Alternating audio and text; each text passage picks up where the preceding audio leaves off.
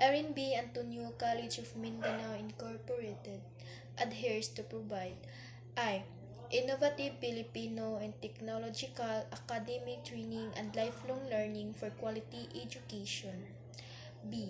Balanced education for the total development of the learning individual to cope with technological and social changes. A. Affordable tuition fee and access to developmental program and services. C. Capability building opportunities to all its faculty and staff toward quality assurance. M. Milestone of advanced education training in Mindanao and the world.